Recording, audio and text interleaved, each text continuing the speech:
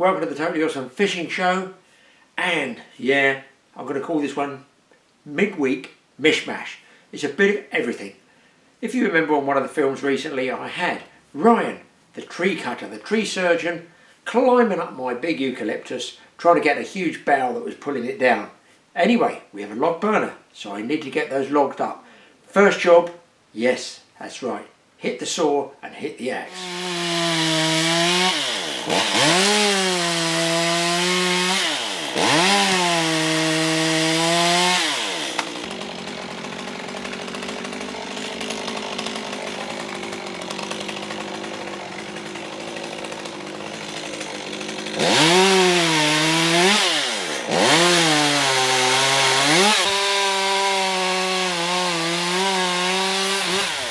Well, Ryan, the tree surgeon, was correct with the eucalyptus. Look how that's drying out there with those cracks.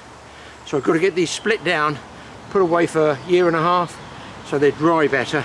And the smaller branches, they'll probably be okay for Mike's bushcraft camp for burning, and we're going to see what it burns like. So it should burn good with the eucalyptus oil in the wood, and it's very, very hard, very dense. I mean, that's heavy, and I just about get my reciprocal saw through it. So get these jobs knocked off.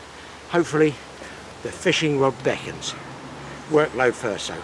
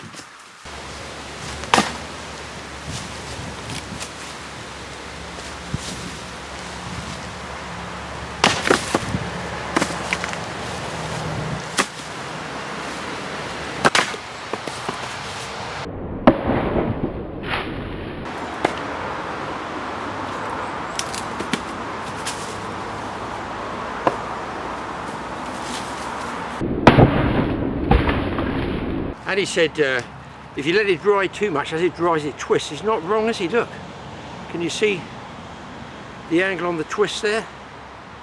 Yeah, you can see it's not just a direct straight grain. There, it actually is. There's the twist, there you can see it. So normally I want to do that with it and have that a nice straight clean cut. Anyway, job done. Start on the small ones, and then, well, I think I've got to sweep the chimney or something bizarre on the roof.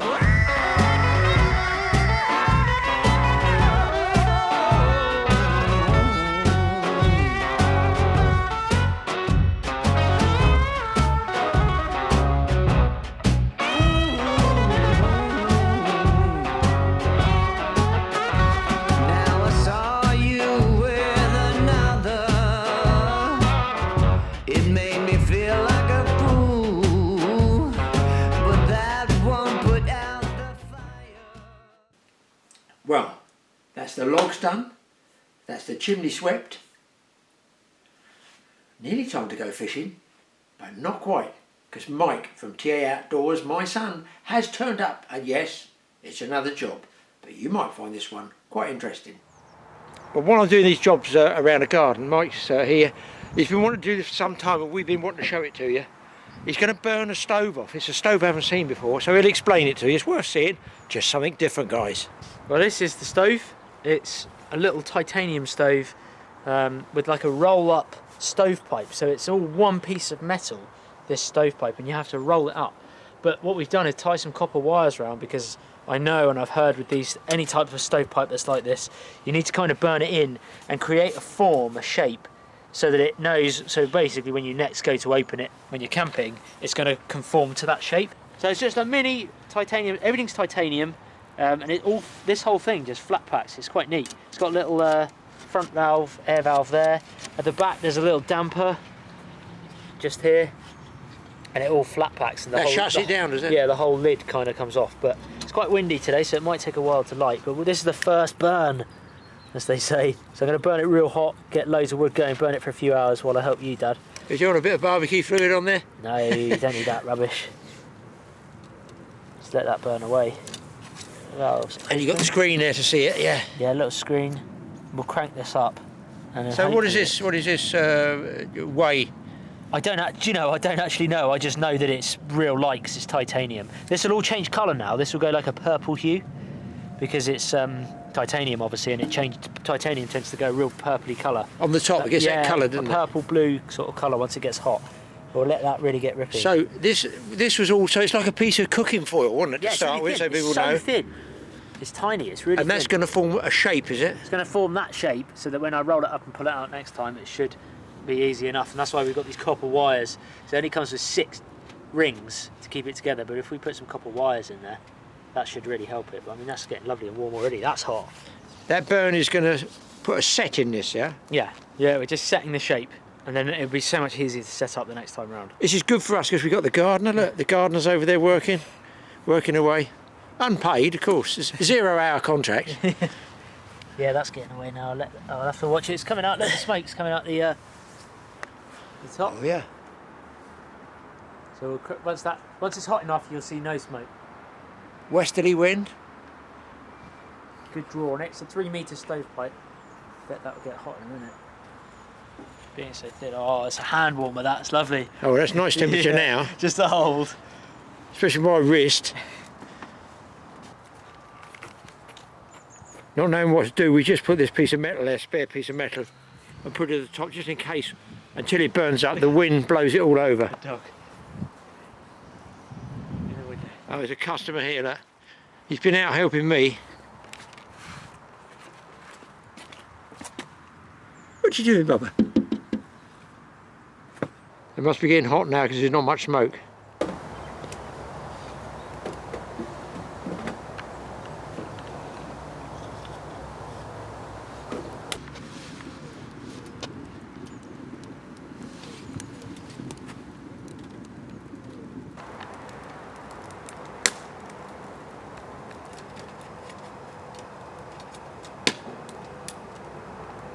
That's with the front air valve shut, and then oh, straight away. Look at that. So you only really need it sort of half. So you could tune your cooking down. Yeah. I mean, that you probably like that. You probably tap that with a piece of wood or fishing line when it gets hot. Yeah, just a bit of wood like this. Bit of pallet wood. Easy enough. Look how instant that is. Shut right down. Yeah. Roaring. now the colour's going in the top there. We're getting it now, yeah. That's what we want.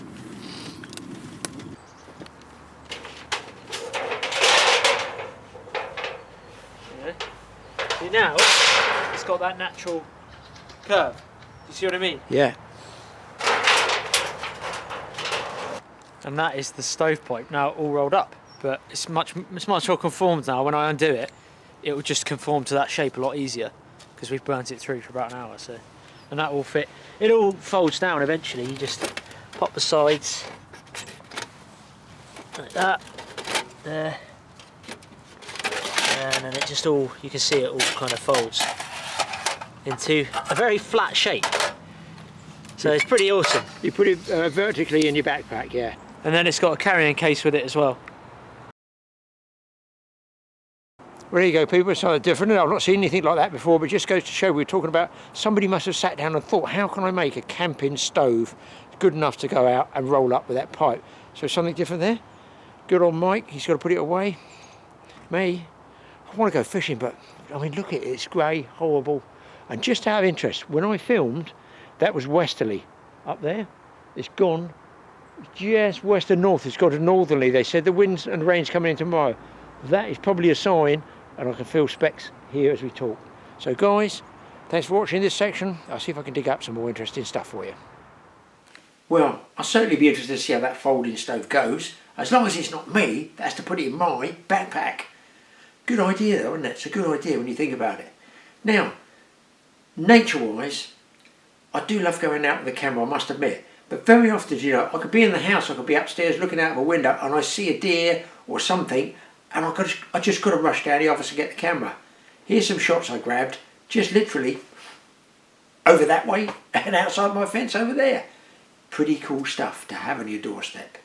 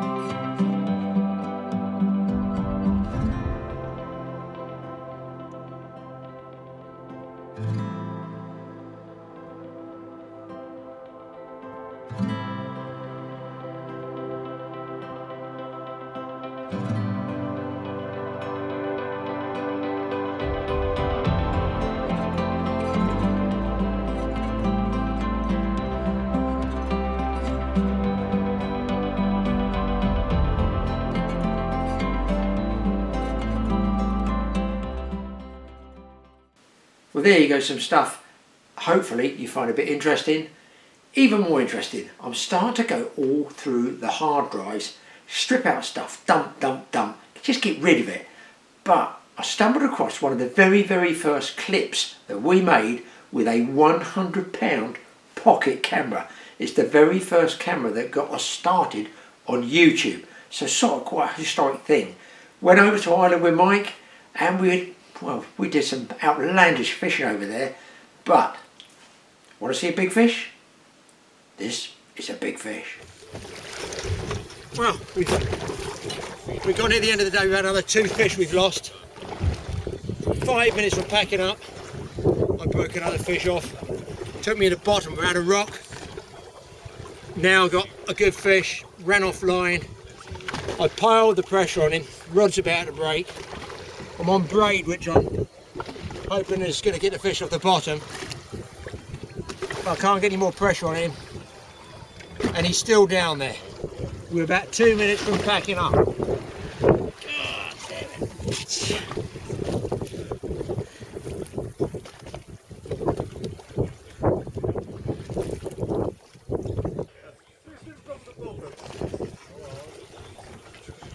it. Off the bottom, he's gone back to the bottom. And he still keeps pumping away. But I can't get much more on the rod. If the rod breaks, I'm going to fall backwards. Here we go. If you get these fish, this one might break off, don't forget. Now, short pump. if I can get this short pump about 10 feet, I've got a chance, because it's only on a 20-pound Cornerflex blank. They don't like it when you lift them off the bottom.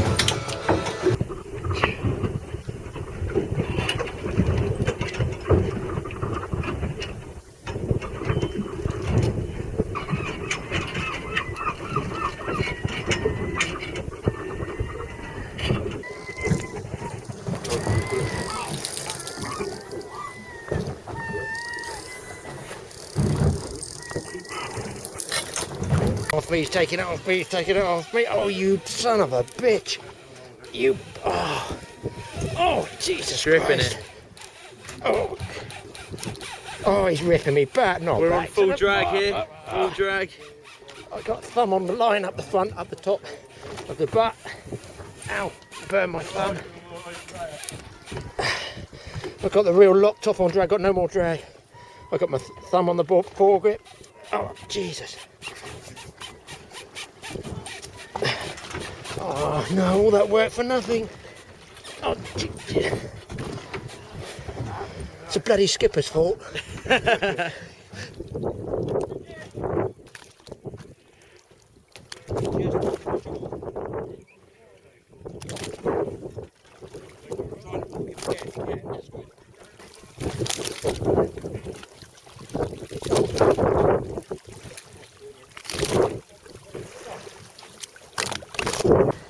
You look at the size, this is absolutely immense fish. It's got little lice all over it here, it's got sea lice. You can just see the sea lice moving there like a parasite. You can see them moving, there goes one there. And this is a male fish because it's got a big clasper, so that's a male one. And up the top end, well, start at the bottom end there, you can see they got thorns on top of the tail there. So when you grab them by the tail, be careful. Absolutely, they're lethal sharp. And this is like a sort of cartilage or bone. This is all their wings. And then up here, like an immense jaw with crushing teeth. Now, I'm not going to put my finger in there, but they extend outwards like that. If I put them, you can see, it extends, he's crushing it. Look, that's how they come out. They can take a really big bait. Take a big bait. See how it opens up? Listen to it crunching. It's absolutely crunching there. That's how you can hear him crunch down. Huge pressure. So I just push it that way, smaller towards the tail. Straighten it. Yeah. You good at that? Yeah, yeah. 182 select. 182 and 142. So they'd be pretty much scent hunters rather than visual because their eyes are on top of their head. A lot of meat on them, and they used to be killed years ago, but now they're protected by the Irish fisheries, and the fishing is just fantastic now. It's just coming back really, really strong with monster fish. And we get a tag in it. They're called cattle tags. Used to go through the ears of cattle. That's popped in, shake it out, 41869, and there's a fisheries ball there, and that's ready to go. And that could last 15 or 20 years on this fish.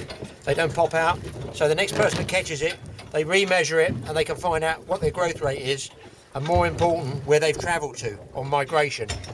Let's get it back in the water.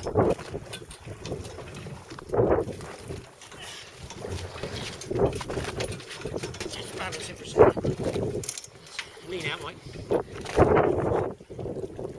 Over she goes. He goes nice and slow. Oh, he's so big he won't go out of the boat.